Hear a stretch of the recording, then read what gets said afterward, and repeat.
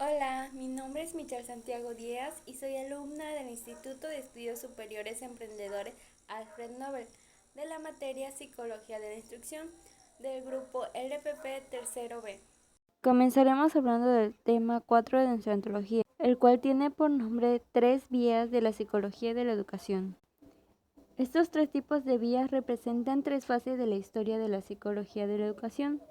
Hacia 1890, los psicólogos que abarcaron de alumbrar a lo que Gardner denominó la nueva ciencia de la mente, se esforzaban de manera por mantener con vida su recién nacida ciencia. Al mismo tiempo, los educadores se enfrentaban a la ingente tarea de esforzar y profesionalizar la práctica de enseñanza. 4.1 Etapa 1. Vía de sentido único entre la psicología y la educación. Consideraban la psicología educativa como la ciencia orientadora de la escuela, una disciplina que tomaba sus métodos de investigación de la psicología y su agenda de investigación de la educación. James identificaba dos obstáculos que impiden a la aplicación de la psicología de la educación. En primer lugar, James observó correctamente la psicología. Carecía de una base de datos suficiente amplia que era necesario realizar con mucho trabajo para verificar las teorías de la psicología. 4.2 Etapa 2. Vía sin salida para la psicología de la educación. Los educadores y los psicólogos se volvieron pesimistas con relación a la posibilidad de que la psicología fuera capaz de asumir el papel de ciencia retórica en la educación. Los psicólogos se dedicaron al estudio del aprendizaje de los animales en el laboratorio, como recorridos de laberintos por las ratas, o el aprendizaje humano de las matemáticas sin sentido en rígidas situaciones de laboratorio, como memorización de sílabas sin sentido, asuntos que parecían muy alejados del mundo de la educación. Los educadores se concentraron sobre la cuestión práctica como si un método era mejor al otro para enseñar cierta habilidad, al tiempo que no conseguían basar las decisiones educativas en una teoría coherente sobre cómo aprender los alumnos.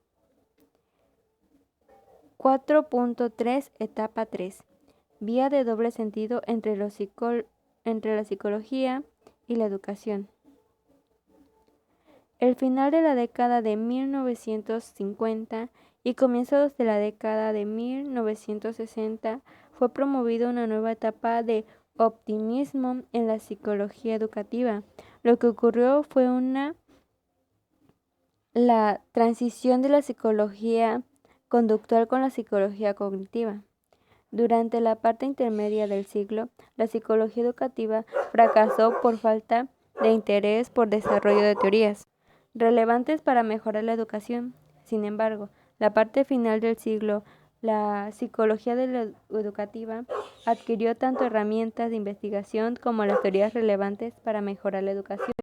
La vía entre la psicología y la educación se ha convertido en una calzada de doble sentido. La vía va de la educación a la psicología mediante el establecimiento de una agenda de investigación. La educación desafía a la psicología a desarrollar teorías sobre las personas reales en situaciones reales, en lugar de las teorías que se limitan a describir cómo las personas aprenden tareas irreales en situaciones de laboratorio artificiales. Tema 5. Tres metáforas de aprendizaje. Si se pidiera, completarías la frase siguiente. ¿Qué respuesta elegirías?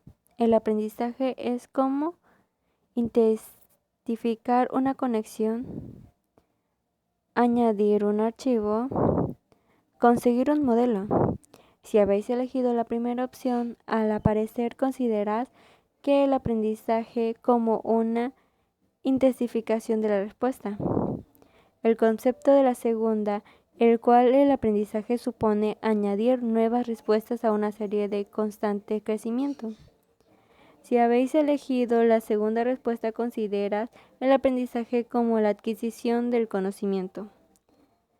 La noción de que el aprendizaje supone transferir conocimiento de su cabeza de profesor a la cabeza del alumno.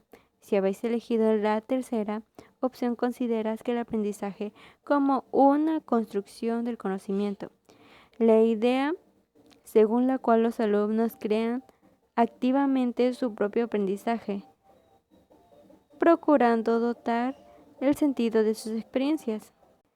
5.1. El aprendizaje como intensificación de la respuesta. El aprendizaje es un proceso mecánico en el que las respuestas tienen más éxito en una situación determinada que intensifica automáticamente, en tanto que las respuestas que no tienen éxito se debilitan. Un enfoque de aprendizaje como intensificación de las respuestas sugiere una práctica educativa de la que un profesor genera situaciones que requieren respuestas breves. El alumno da una respuesta y el profesor proporciona el premio o el castigo adecuado. Por ejemplo, un profesor pregunta: ¿cuál es el resultado de 750 dividido entre 5? Si el alumno responde correctamente, el profesor dice: correcto, buen trabajo. Si el alumno ofrece una respuesta incorrecta, el profesor podría decir: no es así, no es necesario que revises tu hoja de ejercicios. 5.2. El aprendizaje como adquisición de conocimientos. El aprendizaje tiene lugar cuando la información se transmite de una persona con más conocimiento, como un profesor, a una persona con menos conocimiento, como el alumno. De este modo, el aprendizaje es como llenar un vacío, es decir, verter la información de la memoria al estudiante. Según la metáfora, el aprendiz es un procesador de información y el proceso es un dispensador de información. La información es un bien que el profesor conoce al alumno. 5.3. El aprendizaje como construcción del conocimiento. La tercera metáfora es la del aprendizaje como construcción del conocimiento.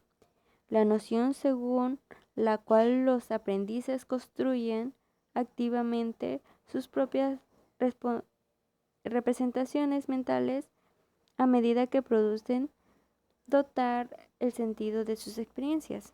El aprendizaje tiene un lugar cuando las personas seleccionan la información relevante, la organizan en una estructura coherente y la interpretan en función de lo que ya conocen. Las prácticas educativas sugeridas con la conexión de aprendizaje como construcción del conocimiento influyen a debates y la participación supervisada de las tareas académicas significativas. Por ejemplo, al aprender a escribir, los estudiantes pueden debatir cómo planificar, que es decir, que el profesor pueda ofrecerles sugerencias durante este proceso, en lugar de resaltar los productos del aprendizaje, como qué cantidad se ha aprendido. En este enfoque destacan los procesos.